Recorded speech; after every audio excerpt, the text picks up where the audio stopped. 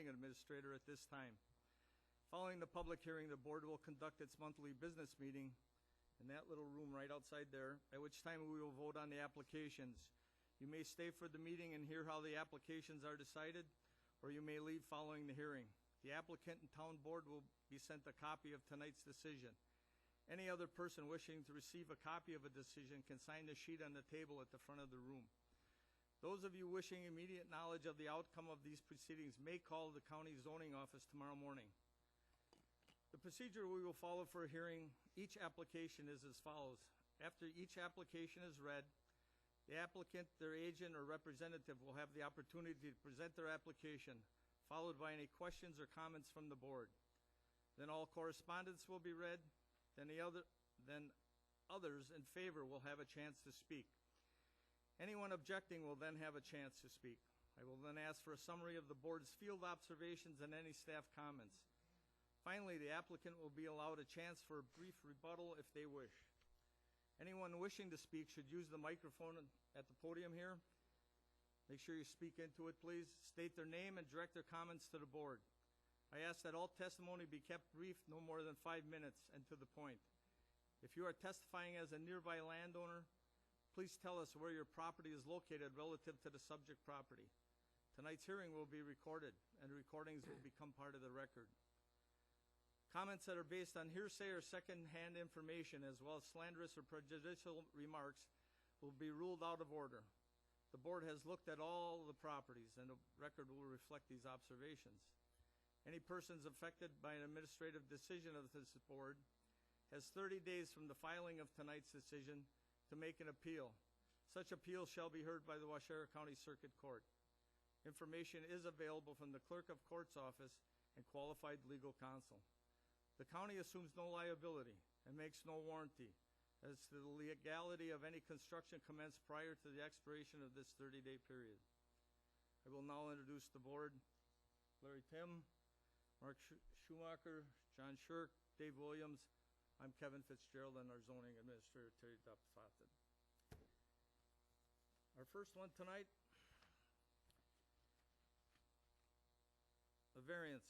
John A. and Barbara E. Kingston, Joint Revocable Trust, Neenah, Wisconsin, have made application for a variance in accordance with sections 58-512 sub C sub 4 and 58-826 sub B of the Waushara County Zoning Code to construct an approximate 20-foot by 43-foot and 13-foot by 25-foot L-shaped two-story single-family dwelling on a full basement with a 25 by 22-foot attached garage, a 9 by 7-foot covered porch, and a 12 by 20-foot attached open deck. Existing dwelling to be raised in the RS-10 residential single-family zone within the shoreland area. Location: a parcel of land known as Lot 1 of Certified Survey Map number 820, being part of Government Lot 1, Section 33, T20N R11E, Town of Springwater, Little Silver Lake, West 6417 County Road H. Will the applicant please come forward?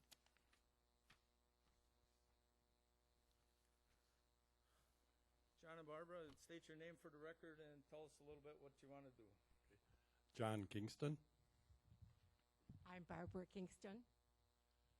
Okay. In the spring of 2016, we started on ideas and plans to add on to our cabin to make it a year-round residence. We contacted the zoning board, and Kyle Carey came out to discuss plans for an addition.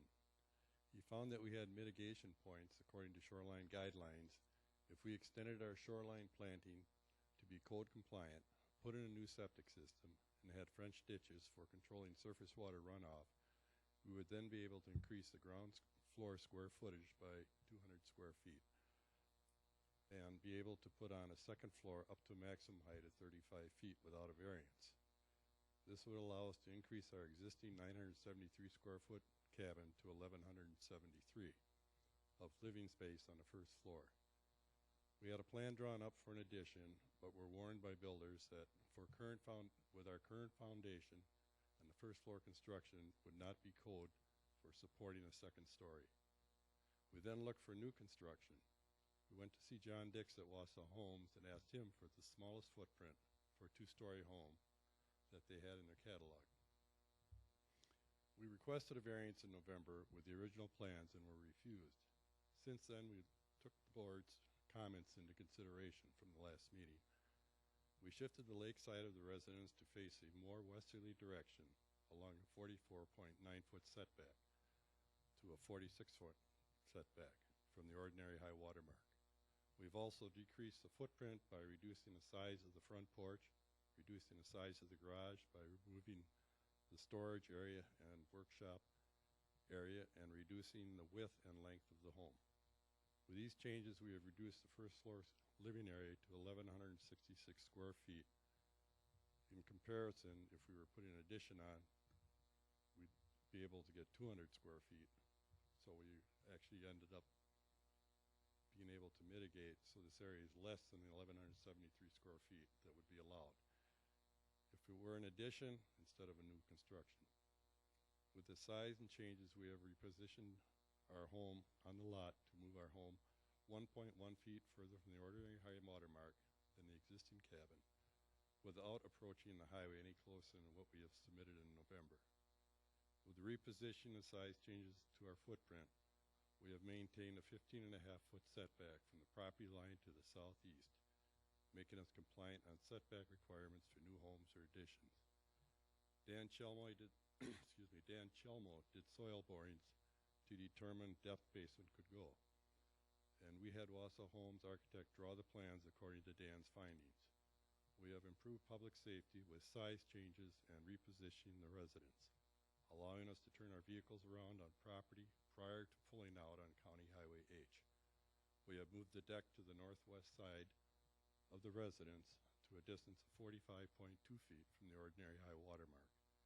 With the changes planned for 2017, we would be making our home and property more compliant with shoreland guidelines than our existing cabin is.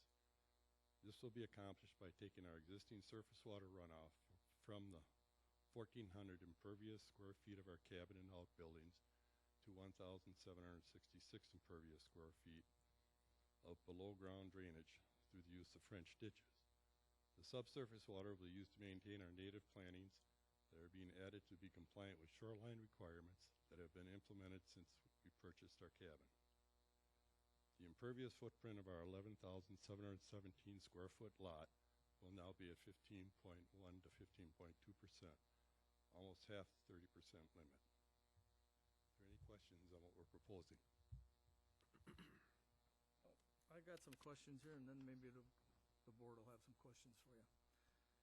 Have you had a recent survey? Yes. You're sure where the lot lines are and where the ordinary high water mark is? Yes. Have you talked to the neighbors, County Highway Department, and Town Board about your proposal? I tried to communicate with my neighbor, and he hasn't responded to my phone call, the one that was protesting last week or last time. And I've talked to other neighbors that are But okay with we it. talked to the town board, we did. Oh, yes. And we also talked to the highway department. What type of foundation will the new construction have? It'll be poured concrete. Poured concrete. And this will be a full basement now this It'll time? be a full basement by the soil borings. Yep. And if for some reason when they dig it and find that we can't go that deep, then it'd be a shortened basement. How far,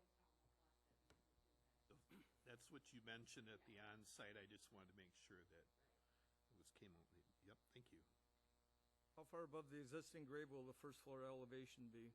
And how much filling and grading will be done? The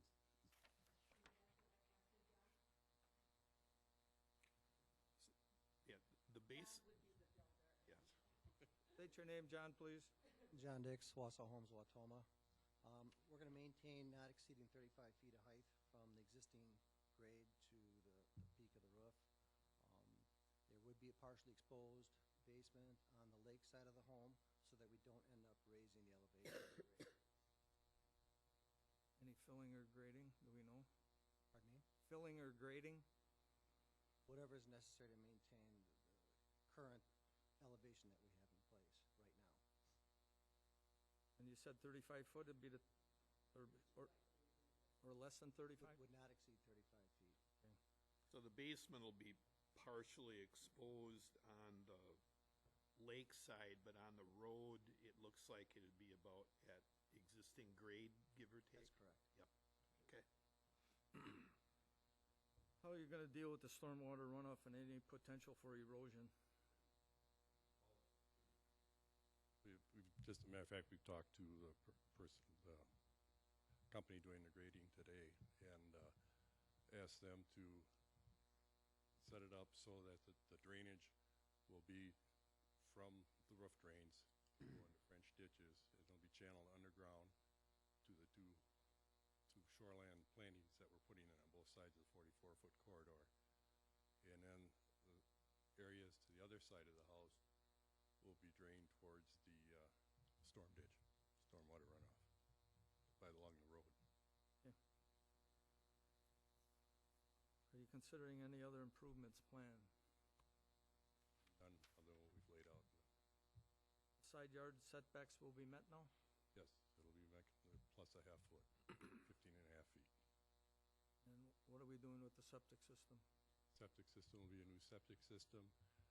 It's, we're having a 2-bedroom home, and with our relayout, it looks like we can get more cells in, and we may upgrade it to a 3-bedroom, but we won't know that until installation. Right. And it's gonna, the drain field's gonna run where? It's gonna be between the road and the cabin, and then to the other property line. It's gonna run parallel to the road? Is that what I looked at the plans? Yeah, it runs parallel to the road, and then there'll be a series of cells off to the side of the cabin that doesn't have a Like resident. the northwest, I think? Yeah. Yep. Mhm. When we were on site on Monday, you and I talked about the driveway, and you said you're gonna move it, correct? Do we know Yeah, how the many driveway- feet we're gonna move that or anything? From where we had planned before, it's probably about 10 feet closer to the neighbors. And when Mike didn't come out this time, I talked to him on the phone, and he didn't see a problem with it. But he said, you know, with the county highway and the way the cottages are so close, they're under the limit is, but he didn't see any harm with where we were moving it. That was Mike Kelly from the Mike Kelly, highway? yes. Yeah. Yeah, and he said, actually, where we were moving is better than where it is now because we're further away from the curve, so you can see the cars coming. And what are we doing with the old driveway? The driveway is going to be fenced off because that's going to be the drain field area. So you're gonna vacate that then? But we did talk that there would be a fence there, but So a walking fence, yeah. pedestrian walkway Right. through there, okay.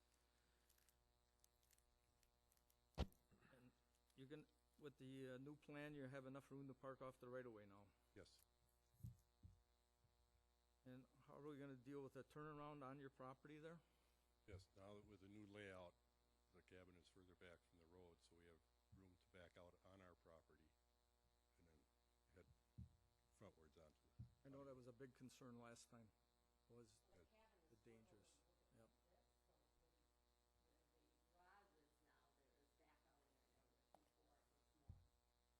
Yeah, the old plan, Right out to the especially this right-of-way. time of year, wouldn't have worked.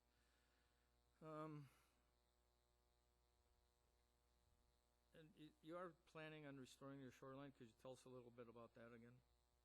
Yeah, we've worked with land conservation, and we'll be making a 44-foot corridor that'll get us from the beach, you know, from our swimming area and that up to the cabin. And it's going to be at a curve, so it isn't a straight shot up. And then we're going to put shoreline plantings on either side to create that curve. And to extend, we've already have about, well, from the water to our high water mark has all been natural planting all along. We just let that area grow. So we're going to extend from there up 35 feet.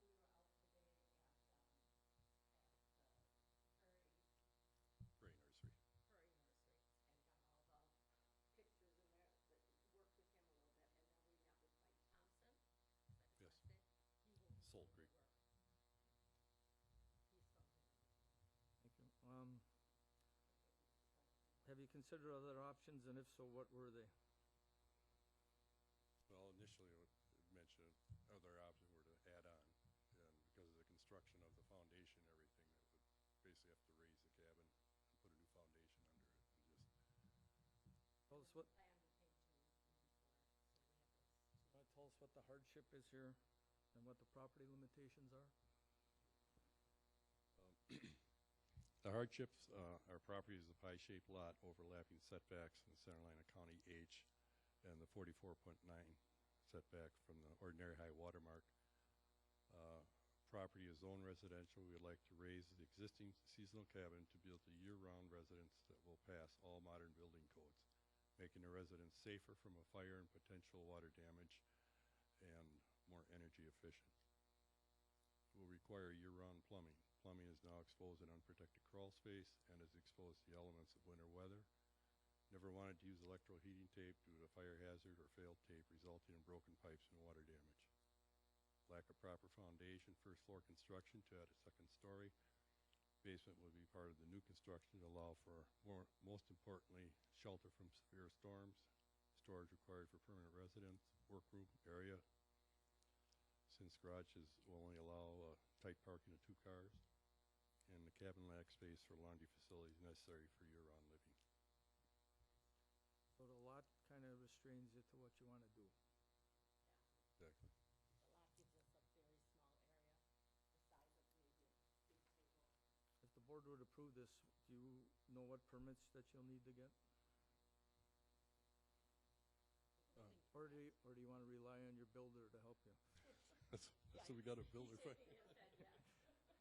We did plan on him getting all the necessary permits, and If this would be approved by the board, when do you think you'd start building?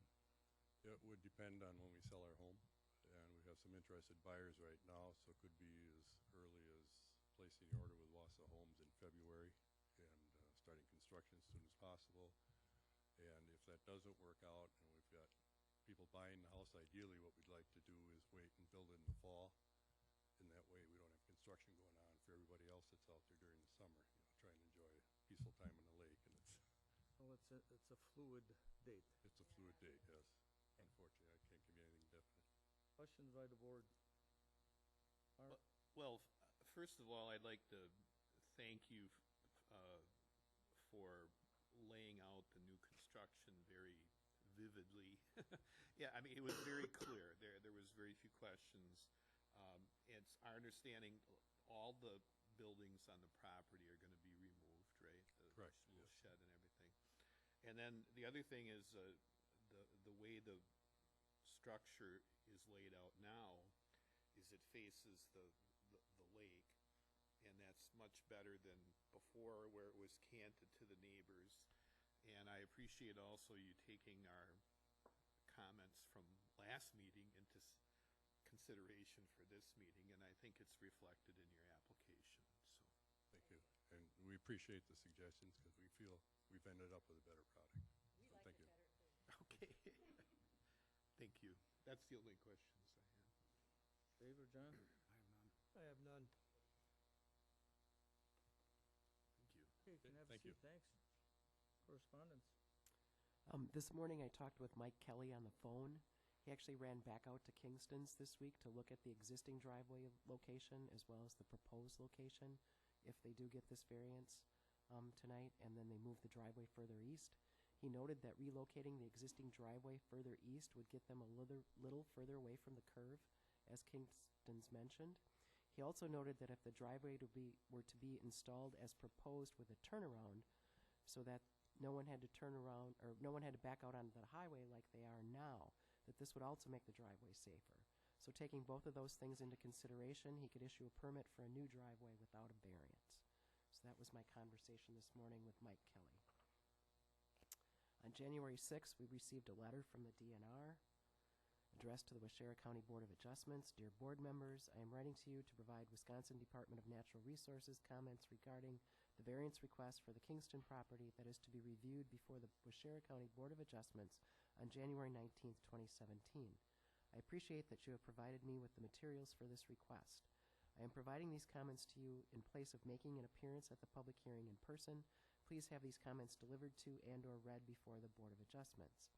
Comments. The applicant must convincingly demonstrate that they are meeting all 3 required variance criteria for unnecessary hardship, hardship due to unique property limitations, and no harm to public interests. The department recognizes that the small pie-shaped lot configuration may be a unique limitation for a buildable compliant location. However, based on recent statute changes, the existing cabin as an existing non-conforming structure could be rebuilt within the same footprint, and shoreline zoning now allows some vertical expansion, adding a second story and/or a basement for additional storage or living space. But all other ordinance provisions must still be met, and so the property may still need other zoning variances. Also, since minimal relief is allowed for a variance, that should not include adding any structures that would further expand the footprint into the shore setback. The department reminds the Board of Adjustments that personal circumstances of an applicant must not be a factor in reviewing the variance criteria in coming to a decision. The Snyder versus Waukesha County Zoning Board of Adjustment decision made it clear a circumstance of the applicant, such as a desire or need for more living space, is not a factor to be considered when deciding variances. It should be decided for the property. The department encourages variance decisions which would benefit public interests, improve water quality by preventing and controlling water pollution and reducing runoff, protecting the nearshore fish and wildlife habitat, and increasing natural scenic beauty. The department commends the applicant for revising their proposal based on the Board of Adjustments' concerns and improvements to the vegetative buffer zones on the lake side of the property. The department encourages projects that include maintaining the buffer to improve the protection of lake water quality and in reducing impervious surfaces by reducing surface water runoff from added sediment and nutrients to the lake and improving natural scenic beauty along the shoreline. Please note that these comments are in regard to shoreline zoning only and do not reflect applicable erosion control, waterway permitting, or other department regulations. Please contact me if you have any questions regarding these regulations. And that's signed sincerely, Dale Rezebeck, Regional Shoreline Specialist. And that's it for correspondence. Anyone in favor?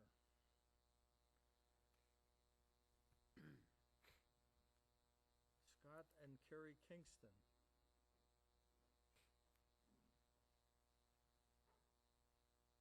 State your name, please, I'm Scott Kingston. I'm Carrie Kingston. and your thoughts on this.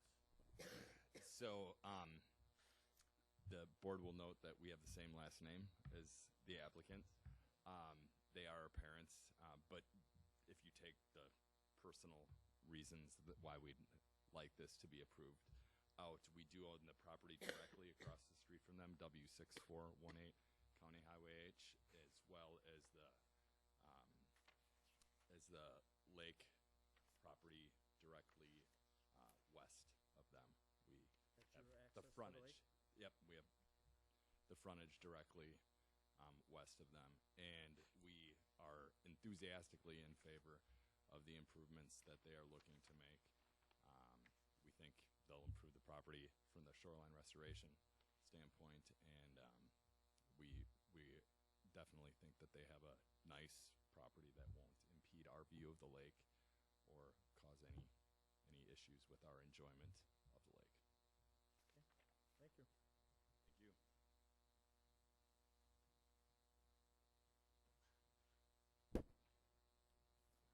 Jim Button, register only in favor of the applicant, not to speak.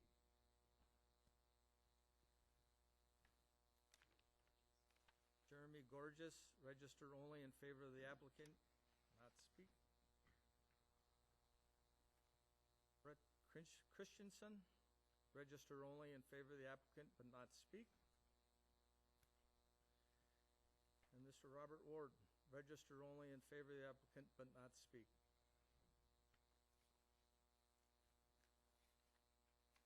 Any objections? None? No, that was everybody that signed up Okay. to speak. Staff comments? For the record, the board has previously been furnished with a copy of the site plan and all the other pertinent data for this application that they're considering tonight. They also visited the property again and viewed the proposal on-site. It was well laid out, so they could see exactly where it would be in relationship to the last variance that was mentioned. I would like to explain a little bit about variances again, because there's always new people that may not quite understand them. Variances ask for a relaxation of a dimensional standard in the code. A decision to grant a variance must be backed by substantive reasons, which include that the code is unnecessarily burdensome that the landowner is not able to enact a permitted use without a relaxation of the dimensional standard. There are unique limitations on the property that prevent the owner from meeting the required dimensional standards. And 3, if the variance is granted, no harm will be done to the public interest or the zoning code. It is the applicant's responsibility to present the case and provide the burden of proof as to why the variance should be granted. The personal situation of the applicant, financial hardship, convenience, a growing family, or even nearby violations cannot be considered as valid reasons to grant a variance. When the board visited the property, they noted that a turnaround is planned to prevent backing onto the road or into the right-of-way. The proposed deck has been relocated to the west. The side lot setbacks are met. A vegetation plan has been prepared and is planned to be implemented, and that the landowner can meet the impervious surface requirements with minimal stormwater work. So this appears to me to be a case that is it's very apparent to me that the lot is unique and that the code requirements cannot be met, so the applicant can enact a permitted use without a variance approval. Even if they were to rebuild in the same footprint, it does not meet a average for the water setback, even though they could rebuild in the same footprint according to shoreline zoning, and it still doesn't meet the road setback. So those are the 2 setbacks that we're having trouble with on this property. They've also taken measures to ensure that the construction is mitigated somewhat with stormwater capture of impervious surfaces and revegetation of the shoreline. It really comes down to whether this is the minimal relaxation of the code necessary to allow a permitted use.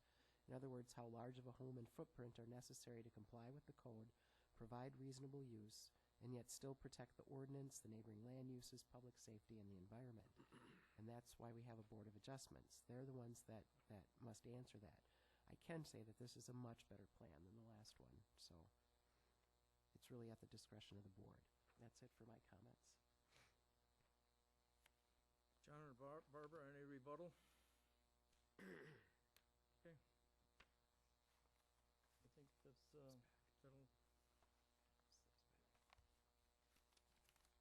think that'll end this part of our hearing for the Board of Adjustments, and we're going to recess over to that room. The zoning boys are next, right here.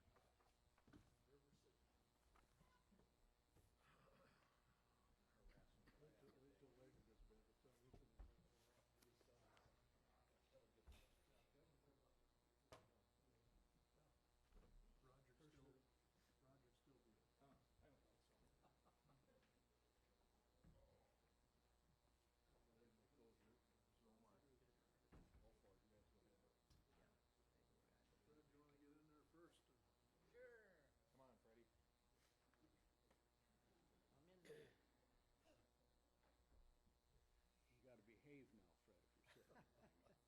I'm gonna try. Okay. That's all I can promise. Hey, Percy really has this chair down low. I know. Glad it's not me. Before I forget. Yeah, no, you don't have to read that. Nope. You don't read nothing. Oh, no, I don't. Not tonight.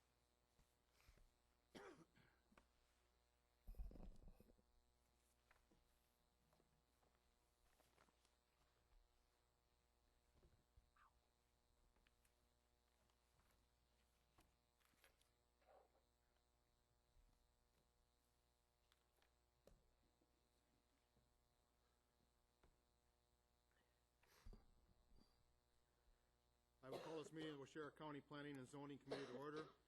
The meeting will be conducted in the same manner as the applications heard by the Board of Adjustments. Please remember to keep your comments brief, no more than 5 minutes, and relative to the matter at hand.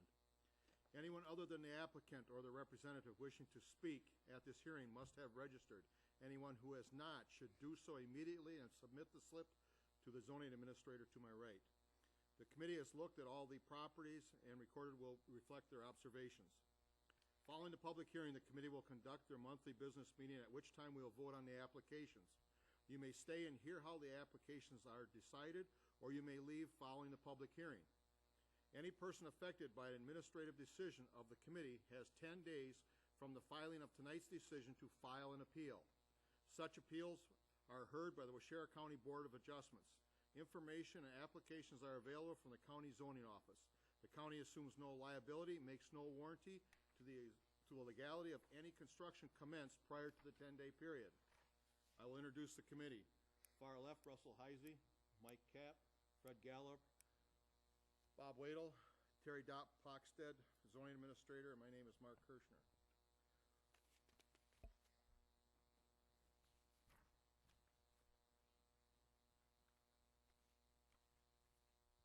As Terry said before, the first application we had was conditional use, and that has been withdrawn from Abraham and Emma Yoder have withdrawn their application.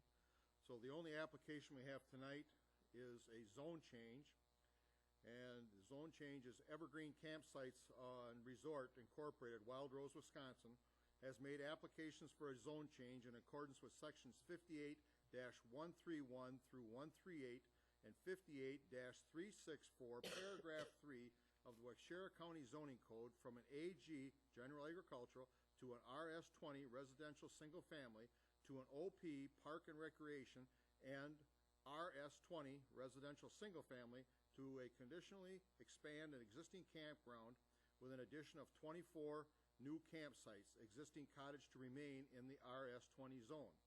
Location, an approximate 5.5 acre portion of a 7-acre parcel of land being the north 150 feet of Government Lot 1, being part of the northeast quarter of the northeast quarter and part of the northwest quarter of the northeast quarter, Section 35, 20, Town 20 North, Range 11 East, Town of Springwater, fire number N5291, 24th Avenue. Please don't ask me to read that again. Is the applicant present?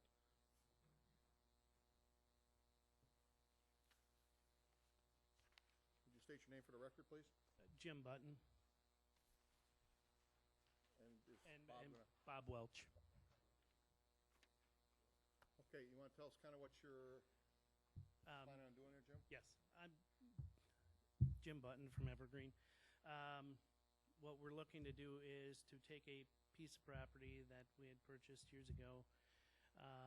It was zoned agricultural, and we're trying to put it in like property, meaning the campground is zoned Park and Rec, and the town park is zoned Park and Rec, and we're trying to put that into that 5-acre piece from agricultural to the OP, Park and Rec, and make it continuous so that there is no sliver in the middle that is just general agricultural.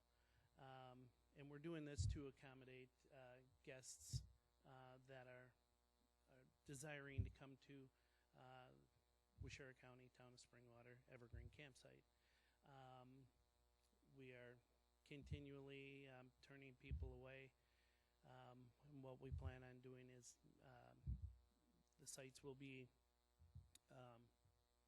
for motorhomes, primarily high-end motorhomes that will come in, stay for 2-3 days, and then they'll leave. Last time we did this, we had quite a few more sites, and we've cut this down substantially to accommodate the needs of not only the public and the surrounding people that live there, but our guests also. So it's 24 sites. I don't know if you had a chance to see the layout of it. They'd basically be all at a 30-degree angle. Everybody that comes in has a pickup truck and a camper, a fifth wheel motorhome, and pull in, pull out, make it convenient for the camper. Sometimes the wife drives the unit and the husband doesn't come along. This alleviates her backing up, and in the camping world, a pull-through site is a lot better. So, any questions? Robert, can I see that? Could you hold that plan up again? We didn't send you this one, we sent you the little one. Yeah, I know. We actually drove on it.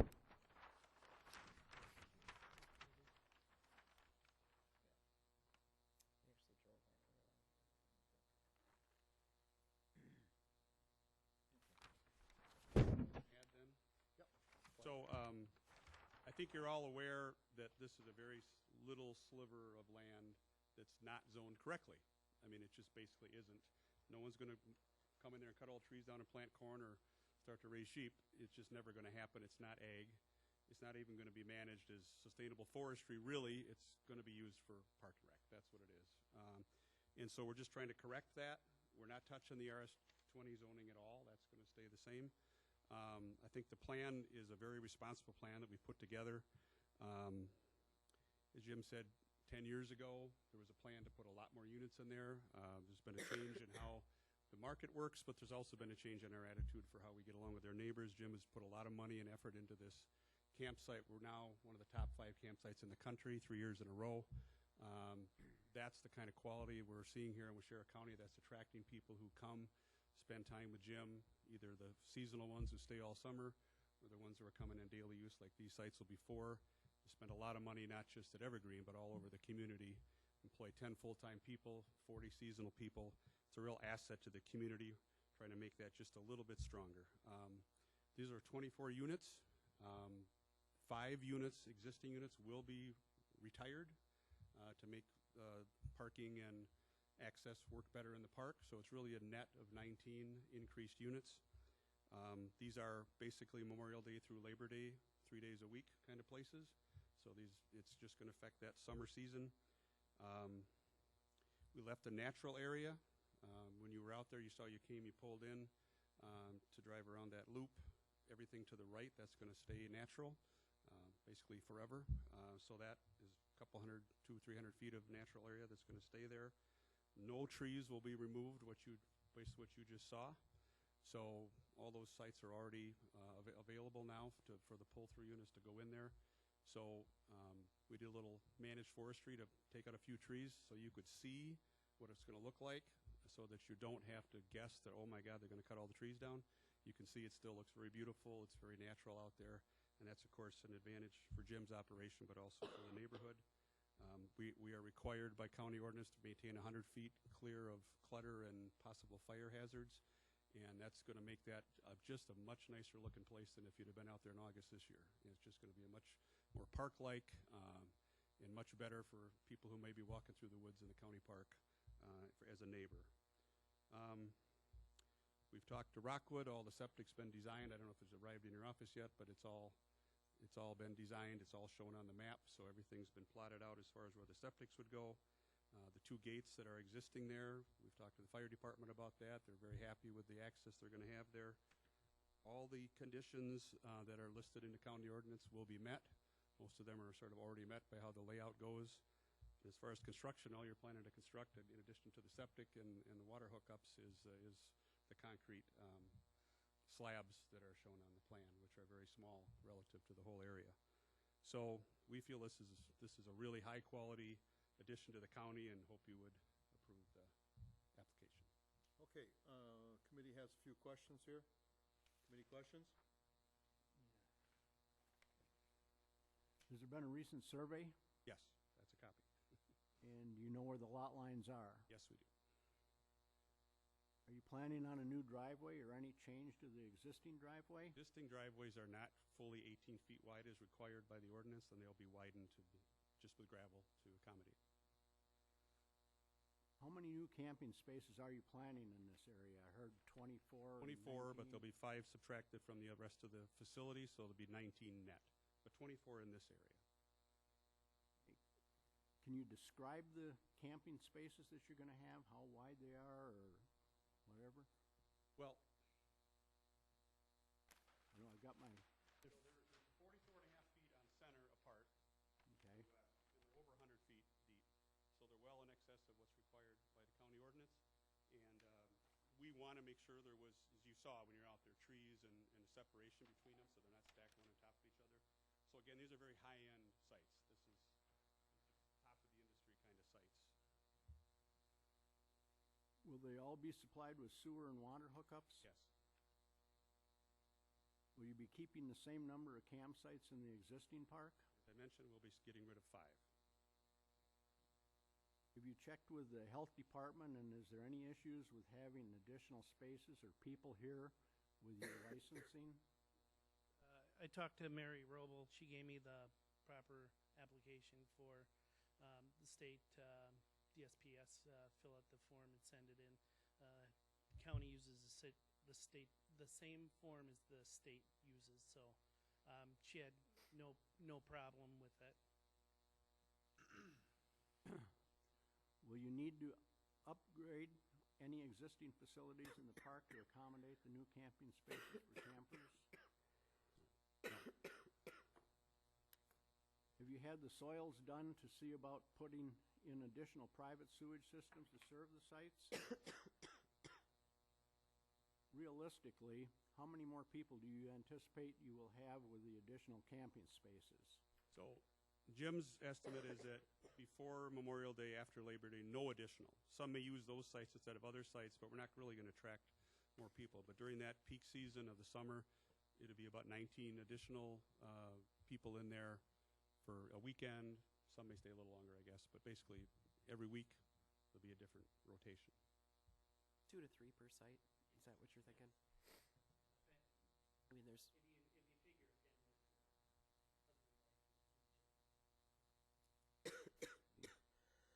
Do you have adequate parking for each campsite, and which is at least 1.5 parking spaces per site? Well in excess of that. I'm thinking about it. Do you have, are all your access roads at least 18 feet wide? They will be. They will Yeah, be. they're cleared that wide. We're just going to have to put down a little more gravel. Can you provide a minimum of at least 40 feet from each campsite to the exterior boundaries of the campground? Yep, as shown on the map. Does each site have a designated area for outdoor cooking and fires with no fires allowed outside this area? Yes, also shown on the map. Are you able to create and maintain a 100-foot fire break clear of flammable materials around the campground? Yes. Are you aware of all other requirements regarding electrical, water, sewage, and campground permitting and licensing? Yes. What is the zoning designation of the surrounding area? It's all OP right now, north and south. I mean, I guess if you go just east of the road, that's, I think, still ag or residential. But if you look at the map, it's everything north is the campsite, which is OP, and everything south is the county park owned by the town, which is all OP also. Are there any other campgrounds in the area? Yes. Have you reviewed this proposal with the town board? So Paul Zimmer is here. You going to speak, Paul? So the town board, I'm just going to say, Garthtown was really ill, and so they didn't have a chance to meet out at the site. So we did go to the town board at the last meeting, talked about it, presented. They were going to come out to the site and meet there and then have their decision. So the town board, as my understanding, has not taken a position yet. But when we met with them, I don't think they asked any questions more than you just asked or anything like that. So. If an approval is granted, when would you develop these spaces and make them available for the public? Spring or? I'll be honest with you, I have a few things going on. Realistically, I would say best case scenario, next spring. Just family stuff. Yep. That's all the questions I have. Any other committee questions? Russell, Fred, or Bob?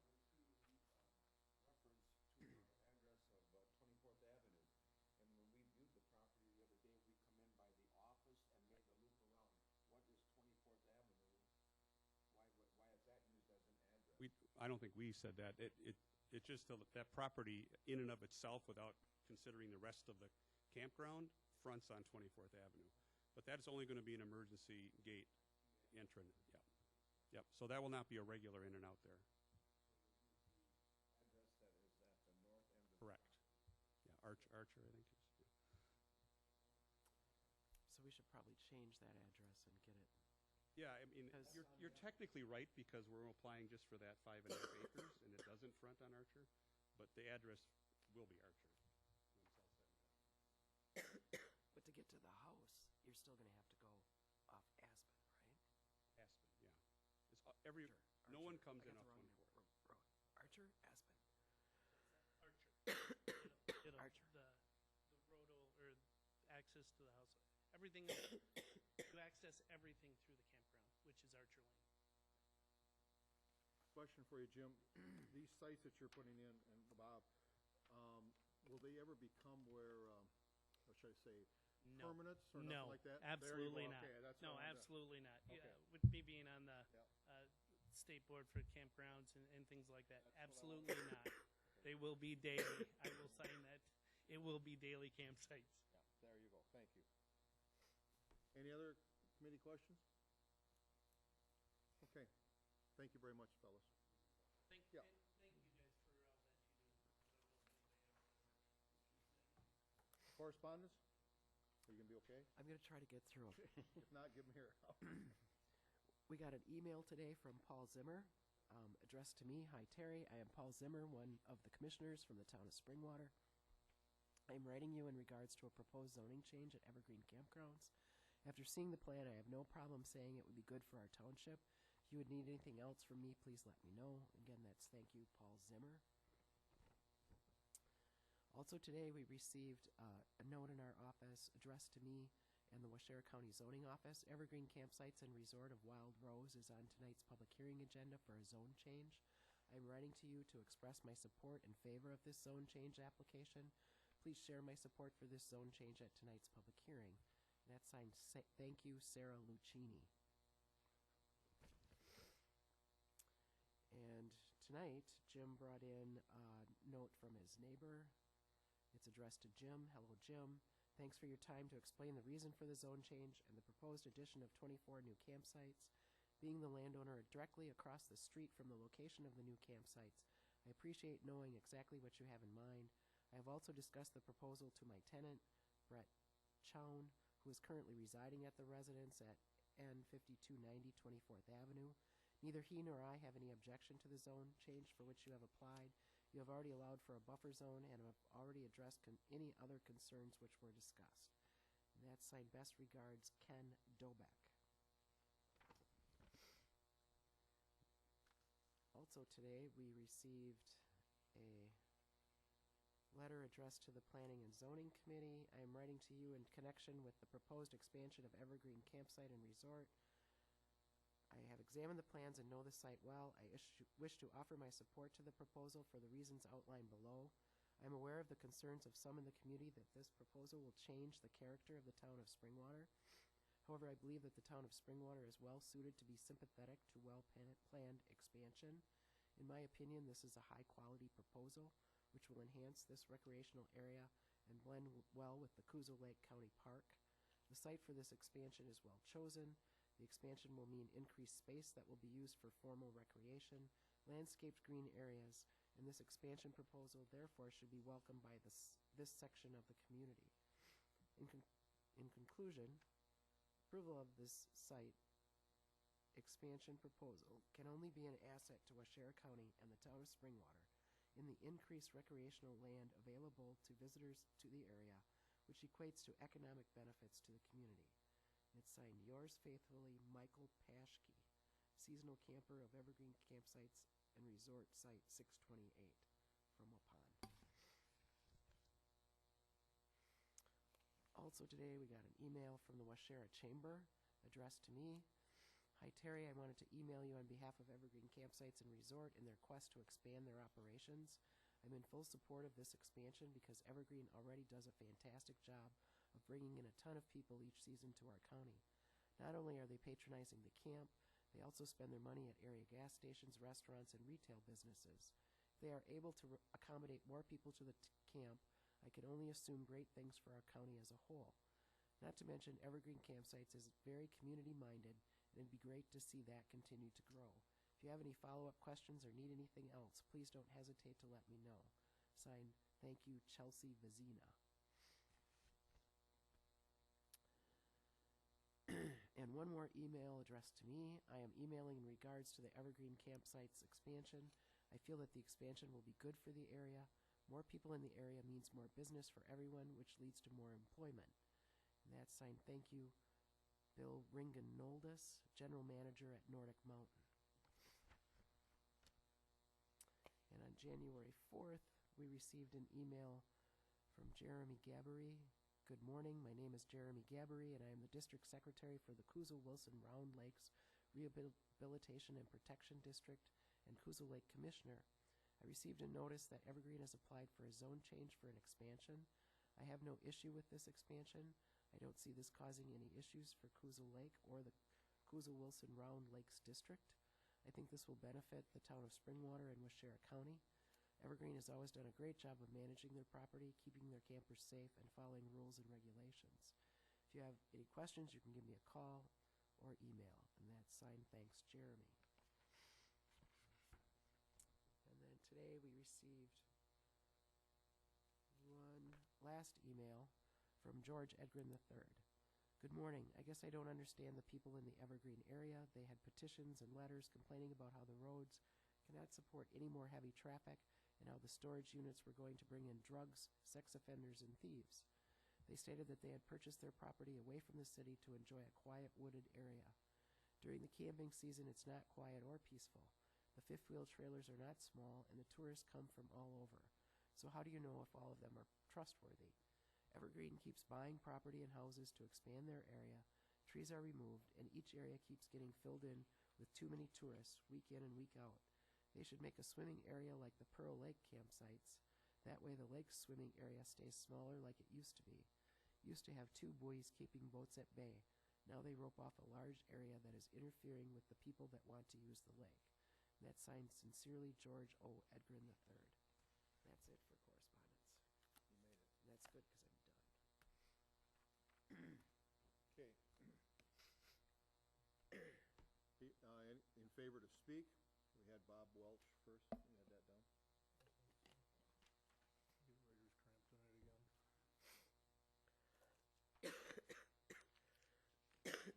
Next person to speak in favor, Ray Hahn.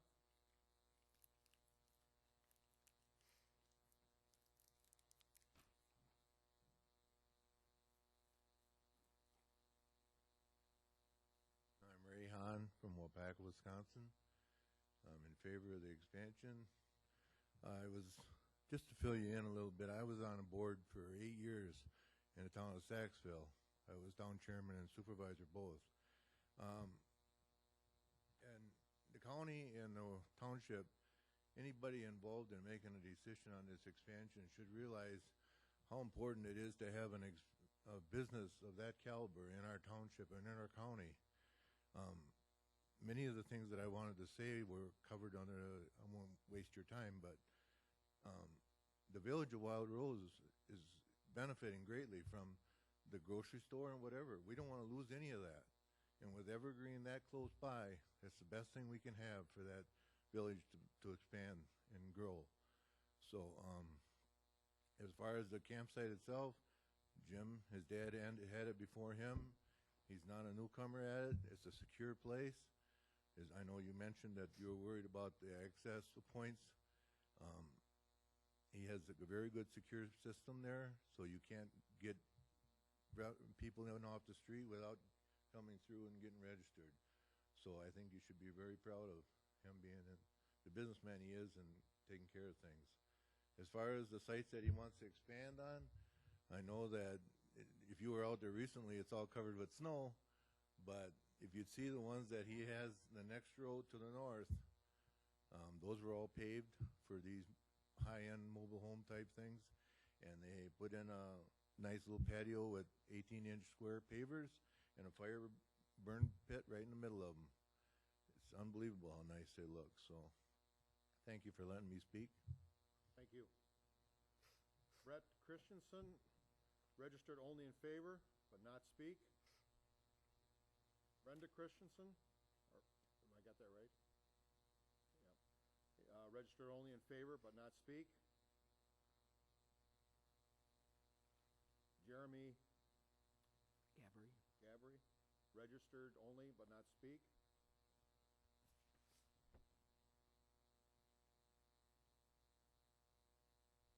I think it's Hannah Piper,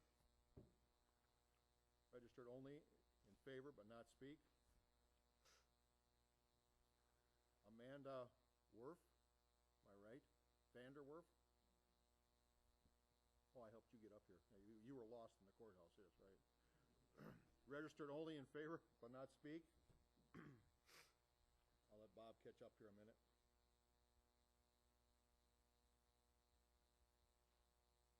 Sorry, we do the best we can with the names. Kevin couldn't get mine right tonight either, so we all have to deal with that.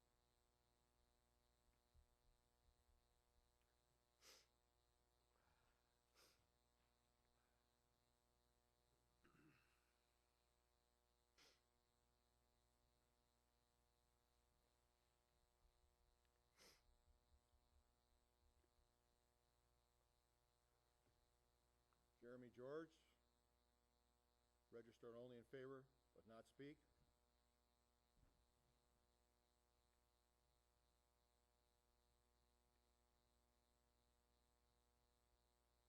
And Pession, do I have that right? Paul? Well, we had the P right, okay? Up here and speak for information only.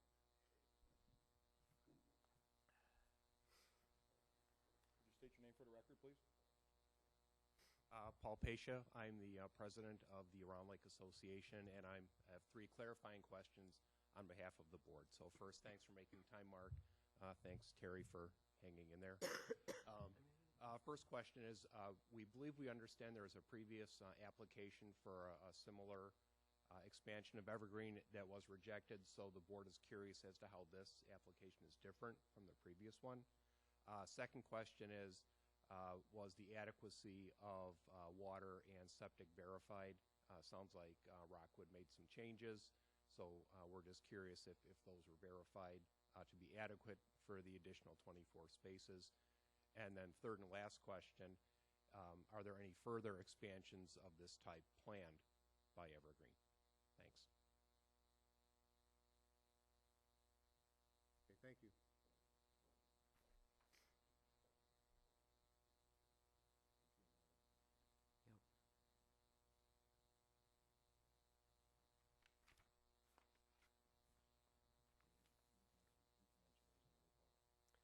I can probably address the septic and the water, because those will be.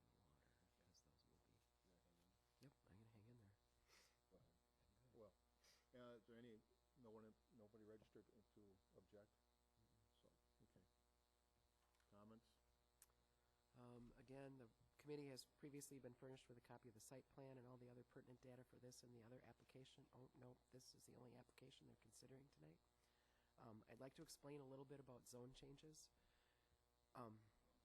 There are several defined zones throughout the county. You're probably familiar with a few of the broad categories, such as agricultural, residential, commercial, or industrial. In this particular instance, we are proposing to change the zoning to OP, Park and Recreation, from AG, General Agricultural. Again, it's always the landowner's responsibility to provide the information that shows the committee this change in the underlying zoning will mean that the property is still in keeping with the area, and that it's not a detrimental change in use, and that the resultant lots or uses will be good neighbors. Keep in mind that a zone change is a permanent change to the property, and that by changing the zone, you are changing not only minimum lot sizes and some other things, but what may be permitted on the property. Because it's a permanent change, the review standards are quite high, and applications for zone changes are reviewed by 3 bodies. The first step is tonight, and after the public hearing, the Planning and Zoning Committee will meet and make a recommendation on the application. That recommendation will go to the full County Board of Supervisors. Once the County Board of Supervisors acts on it, then the Town Board will have a chance to review the application. In order to change the zoning on the property, the application must be approved at all 3 stages, from committee to County Board to Town Board. When the committee visited the property, they noted that this is an expansion of an existing campground. There is the county park to the south that is owned by the town. Both of those are zoned OP. The new sites do not appear to be very visible to neighboring property owners. There were trees and buffer areas. We were able to drive all the way around, even with our big old van. And the sites that are proposed appear to be quite large. Again, I'd like to point out this particular parcel is bordered by OP on both the north and the south. To the west is the existing cottage, so there would be some residential that's staying residential for that cottage. And then to the east, I guess I don't know exactly what it is, but it's across the road. It's either residential, probably residential. Could be ag, but it's probably residential. It's really kind of an odd little narrow strip that's still zoned ag in between all this OP. There certainly are other campgrounds in the area, and by changing the zoning, it's going to match a lot of the other surrounding land uses. It's not a case of spot zoning. It makes sense to me that eventually it's going to become OP, because I think if it stays ag, you know, like someone said, you're not really going to raise sheep or chickens, or it's not suited as an ag use anymore with where it's located. As far as Paul's questions, I think I'll let Jim and Bob answer the other expansion requests previous to this, and if there's any other expansions planned, because they're more familiar. I mean, I don't know if they're planning to expand anymore. But as far as the septic and water goes, Rockwood or any other person would have to submit to our office on, paperwork that meets state code, soils and the design, and we check and make sure that it's big enough for the septic system, and that it meets the setbacks to the water. And I'm sure that DNR goes out and checks their wells a lot, because when you have these kind of wells that are serving a lot of people, it's called a community well or something. I don't know a lot about wells, but I know that they get checked all the time, and Mary Roble probably takes water samples. So those things are assured to meet state codes by staff either at the county or the state level. So I can't answer that. Yeah, that was all done. Bob and Jim?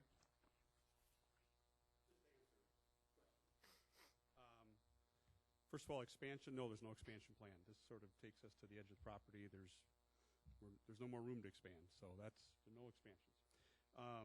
And what's the difference? Sort of night and day, really, between the one 10 years ago. I think it was 60 units in the same exact space, or 55 or something like that, and it was sort of sketched. Nothing like this. Nothing was presented to the board in the same way. It was not done first class, and this is first class. This is really first class, and that's what we were going for. Thank you. Paul, does that answer your question? Okay. Okay, that concludes our applications for tonight. We'll next move in